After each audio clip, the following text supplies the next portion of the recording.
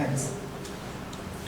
The question asked by Vishesh is that does understanding yourself as different from your conditioned mind mean that we have to reject the mind, shut it down, numb it down, kick it away, do away with it? No, none of that, none of that.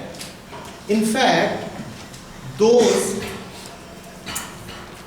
who know the mind, as a collection of external information,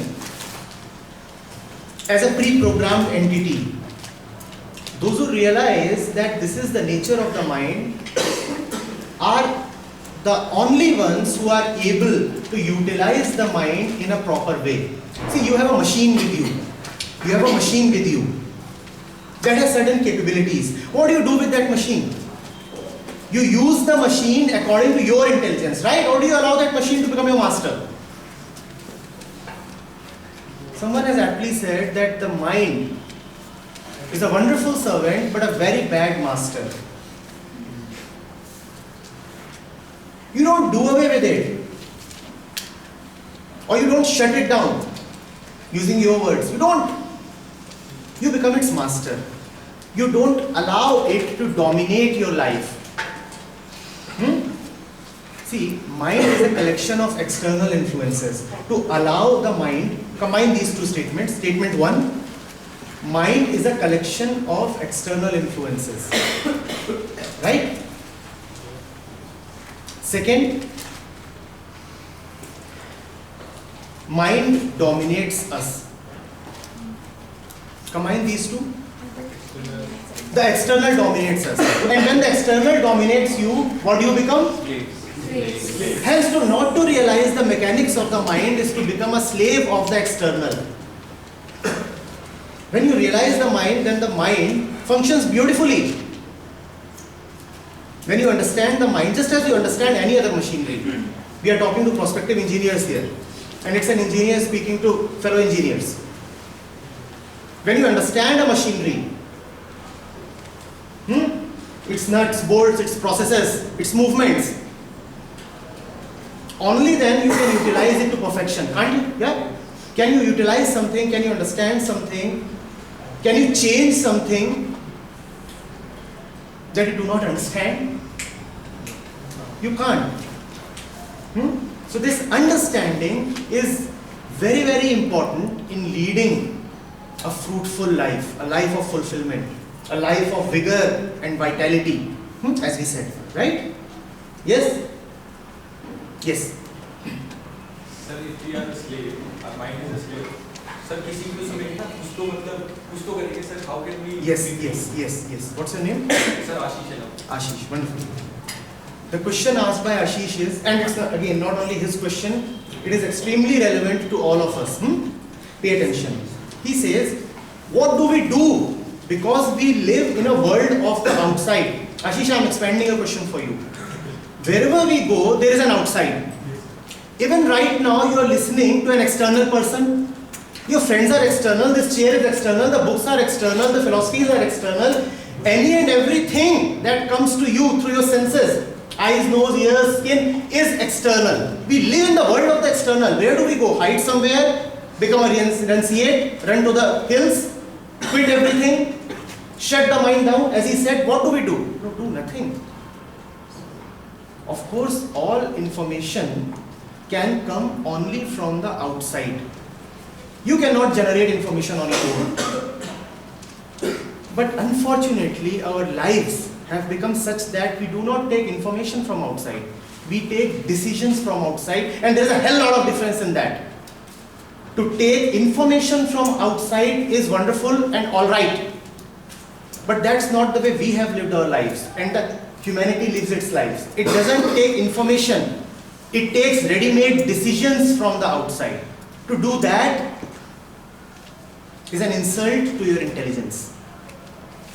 Gather all the information that you can take from anywhere. Of course, I mean, if you look at it, the language that we are using to communicate right now, even this is an external thing. Without, yes? Can you give an example to clarify it? You see, Google will give you whatever you want to. You type a word and Google will give you all the information. But you must know. But you must know what to type, what to ask for.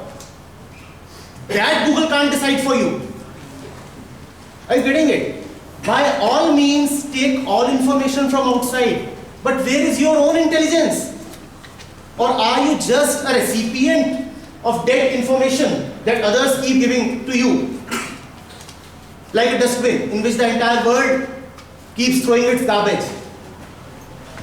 Are you getting it? Be very, very vigilant. Let information come to you. In fact, there is no question of saying let it come. It will come. You can't close your eyes and ears. Information will keep coming. Information will keep coming. Be alert. What is that information? Let that information not become your master. I mean, if you think of it, take a hoarding that is displaying a certain advertisement. That advertisement, in a pure sense, is just information, right? Yes. But the advertiser knows more than that. He's smart. He knows that this will not remain merely information. This will soon become a temptation. Now, when that information becomes a temptation, that means that the reader is not careful enough. Information is all right, but you cannot allow that advertisement, which is just pure information, to dominate your mind. The advertiser knows how the human mind functions. He knows. So what will he do? He will repeat it. Not one hoarding, you will come across 20 hoardings. Not one channel, you will come across the various media that display that ad to you. Internet, newspaper, television, word of mouth. And soon, after repeated attacks on the mind, you find that what started off as information has very soon become, and then one day you find yourself going somewhere to buy that new mobile. And when then somebody asks you, why are you buying this mobile? You turn around and say, because it's my decision. Now, was it really your decision, or were you compelled to buy that mobile? Compelled in a very subtle way. Think of it, go into it, go into it, go into it. Was it really your decision? Really your decision?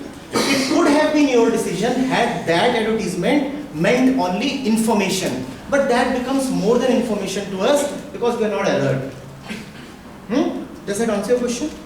Yes. Remain in this world like a king, like a ruler. You deserve that. Not like a slave. Yes.